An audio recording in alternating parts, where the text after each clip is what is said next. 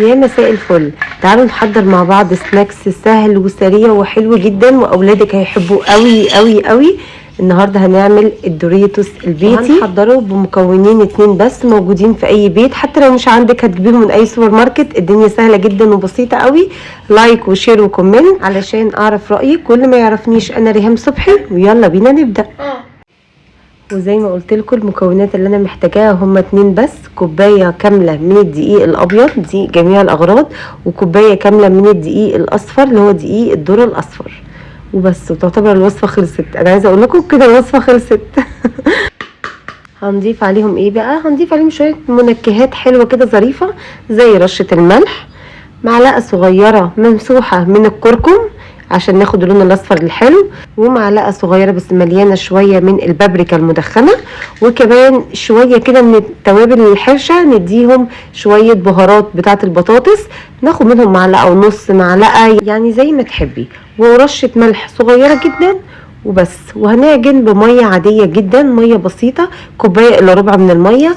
بنزل بالتدريج بالميه، مش بحطها كلها مره واحده، بنزل بالتدريج. ممكن احط نص كوبايه في الاول وبعد كده ازود معلقه في معلقه، وانا بعجن لما الاقيها لمت معايا خلاص مش بحط ميه تاني.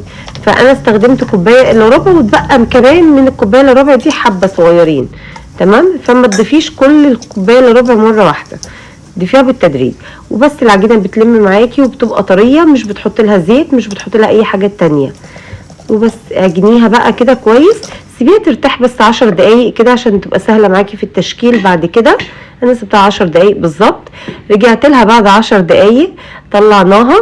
لما نيجي بقى نشكلها، تركه بس كده تخلي بالك منها عشان العجينه ما تلزقش منك، عشان دي عجينه طريه قوي.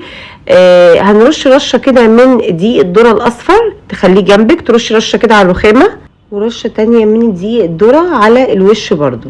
دي برشناها من تحت ومن فوق، وبفردها بالنشابه لحد ما تكون سمكها رقيق وبس. ولمي بس الزيادات اللي على جنب دي لميها، وهنعجنها تاني ونشكلها تاني. فعايزه اقول لك الكوبايتين اللي احنا حطيناهم من الدقيق هيعملوا لك كميه محترمه جدا.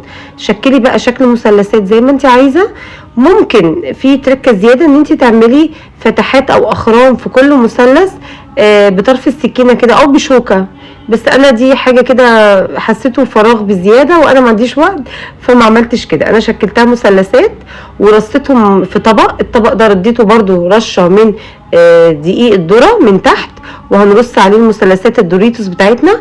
وكل طبقه من الدوريتوس من العجينه بحط بين الطبقات كده رشات من دقيق الذره بس عشان ما يلزقش. سيبيهم بس يرتاحوا 5 دقايق كده عقبال ما نسخن الزيت بتاعنا. هجيب طاسه كده احط فيها شويه زيت يسخنوا كويس جدا، بس مش هيتقدح يعني، يسخن حلو كده. وهنزل بالدوريتوس بتاعي.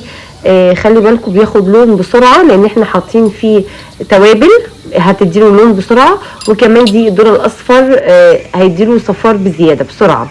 فحاولي تقلبيه، ما تسيبوش يتحرق منك، ما تخلوهوش يا بصوا طلعوه ذهبي، طلعوه ذهبي غامق سنه، لان الفاتح مش هيقرمش قوي. كل ما تديله درجه اغمق سنه من الذهبي هتلاقيه مقرمش معاكي. وبس طلعناه كده على مناديل مطبخ. تقدري ترصيه في الاير فراير، تقدري ترصيه في مايكرويف او في فرن البوتاجاز، يعني زي ما انت عايزه، او تقليه براحتك. هو مش بيشرب زيت صدقوني خالص، وبيطلع كريسبي قوي وحلو وطعمه مظبوط قوي، واخد من نكهه الدوريتوس. تقدري كمان تحطي من على الوش توابل بقى من توابل البطاطس دي او النكهات اللي انت بتحبيها. فهو بالامانه طعمه حلو كريسبي، يعني مسلي للاولاد، يقدروا كمان يستخدموه يغمزوا بيه اي حاجه اي اكل. فحلوه قوي، جربوا الوصفه يا رب تعجبكم. اشوفكم على خير في وصفات جايه كتير. باي.